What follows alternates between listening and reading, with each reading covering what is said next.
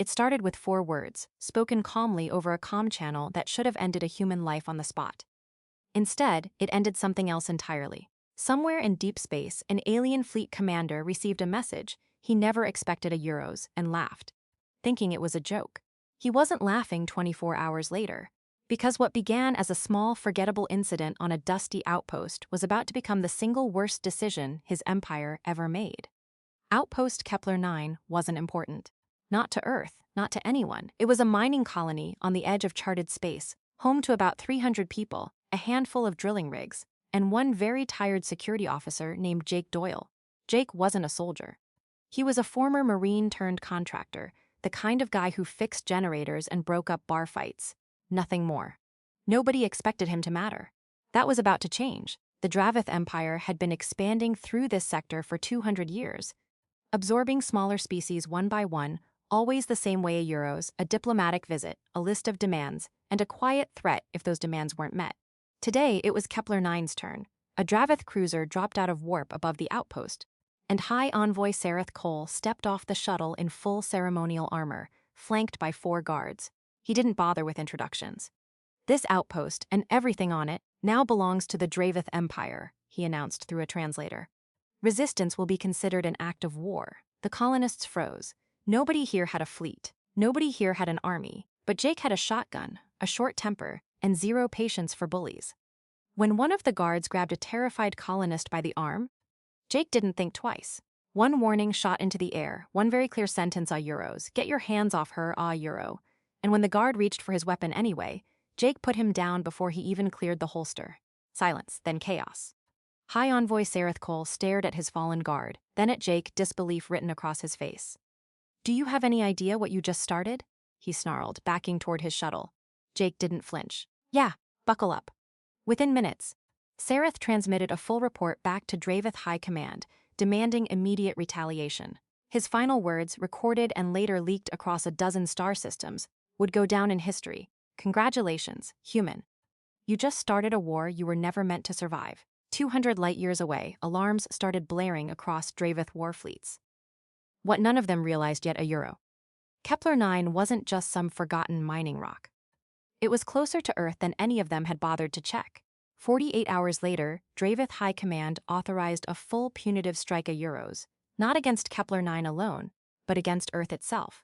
700 warships, the largest fleet the Empire had assembled in decades, jumped toward Sol System with one mission: make an example out of humanity so brutal that no other species would ever dare raise a hand against them again.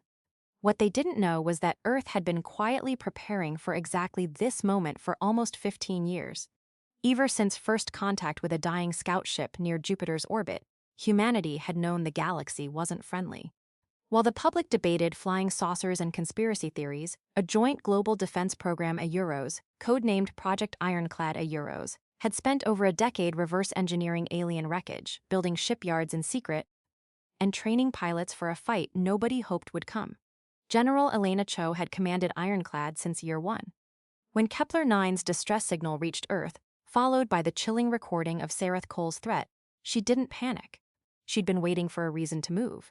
"Alert every fleet division," she ordered. "Kepler protocol is active. We're not sitting this one out." Within 6 hours, 300 human warships as a Euros, sleek, fast, and armed with weapons no alien database had ever seen: a Euro launched from hidden shipyards on the far side of the moon. No press conference, no warning. Just quiet, deadly preparation. Meanwhile, aboard the Draveth flagship, Fleet Admiral Threxus Khan reviewed old intelligence reports on humanity and scoffed. "Primitive," he told his officers.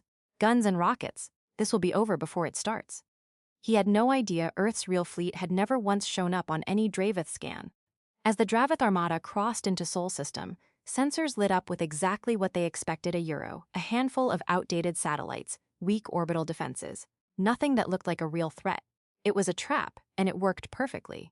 Because hidden behind the moon, powered down to avoid detection, 300 human warships sat in complete silence, waiting for one single command. General Cho leaned toward her comms officer, voice steady. "Let them get comfortable." Somewhere in deep space, Jake Doyle, now aboard Earth's flagship as an unlikely war hero, cracked his knuckles and muttered the same 4 words that had started all of this. "Buckle up, Buttercup." The Draveth fleet entered high orbit around Earth like conquerors arriving to collect a debt. Admiral Threxus Khan ordered his ships into a slow, intimidating formation, broadcasting a final ultimatum to the planet below a Euros: surrender within 1 hour, or face total annihilation. He never got a response. Instead, every screen on his bridge flickered with static, then went dark for exactly 3 seconds. That was all the time General Cho needed. From behind the moon, 300 human warships surged forward in perfect formation, engines dark, weapons already locked onto pre-calculated targets. This wasn't a desperate last stand. This was a plan 15 years in the making, and every single move had already been mapped out. Fire, Cho ordered. The first volley tore through 6 Draveth cruisers before their shields even fully registered an attack. Confusion exploded across the alien fleet a Euros. This wasn't supposed to be possible. Their scans showed nothing. Their intelligence reports promised an easy, one-sided slaughter. Instead, they were the ones getting slaughtered. Threxus Khan screamed orders into his comm, trying to reorganize his fleet, but human ships moved with a speed and precision that didn't match anything in Draveth records. That's because Ironclad hadn't just copied alien technology a Euros, they'd improved it, pushed past its limits, built something new out of stolen blueprints and pure human stubbornness. Jake Doyle, strapped into a gunner seat aboard the flagship, grinned as another enemy cruiser lit up on his screen. "This one's for Kepler 9, he muttered. Firing again, within 20 minutes, half the Draveth armada was gone a Euro. Reduced to drifting wreckage lighting up Earth's night sky like a meteor shower, millions watched live from the ground, cheering, crying, filming history unfold in real time. Admiral Threxus Khan's flagship took a direct hit to its main reactor, throwing him against his console. Smoke filled the bridge, alarms screamed. For the first time in his long career, he understood real fear. "Retreat," he finally choked out. "All ships, retreat." But retreating wasn't as easy as arriving. Human pilots didn't let up, chasing down fleeing cruisers with a relentlessness that left surviving Draveth officers shaken to their core. This wasn't the primitive, disorganized species their reports had promised. This was something else entirely, something the galaxy had badly, catastrophically underestimated. By the time the last Draveth warship limped out of Sol System, less than a third of the original fleet remained. Earth had won a Euros, not through luck, not through desperation, but through 15 years of quiet, disciplined preparation. Nobody outside a handful of world leaders even knew existed. The footage of human warships tearing through an alien armada spread across every network on the planet within hours.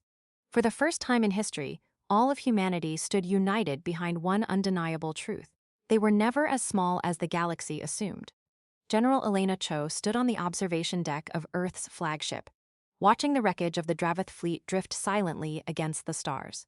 Beside her, Jake Doyle leaned against the railing, arms crossed, still wearing his dusty Kepler 9 security jacket like it was a badge of honor. "You started all this, you know," Cho said, a small smile on her face. Jake shrugged. "Guy grabbed a woman who didn't want to be grabbed. Wasn't gonna stand there and watch." "Well," Cho said, "you just made history." Back on the Draveth homeworld, High Command received Admiral Threxus Khan's report in stunned silence. The message that once sounded like a threat of Euros, "Congratulations, you just started a war you were never meant to survive," was now being replayed across a dozen alien news networks. Except this time, it wasn't Earth that everyone was laughing at. Within weeks, star charts as across 3 neighboring empires were quietly updated. Earth's status changed from primitive no threat to a single blunt warning label that every captain in the sector now knew by heart. Asterisk, do not engage. High Envoy Sareth Cole, the man who started it all with an ultimatum on a dusty mining outpost, was quietly stripped of his rank and reassigned to a records office on a forgotten moon of Euros. A fitting punishment for underestimating a Marine with nothing left to lose, and a planet that had been ready for war longer than anyone realized. Down on Earth, Jake Doyle became a household name, though he never much cared for the attention. When reporters asked him what he'd say to any empire thinking about trying Earth again, he just smiled the same tired smile from that day on Kepler 9. "Congratulations," he said. "You just started a war you were never meant to survive."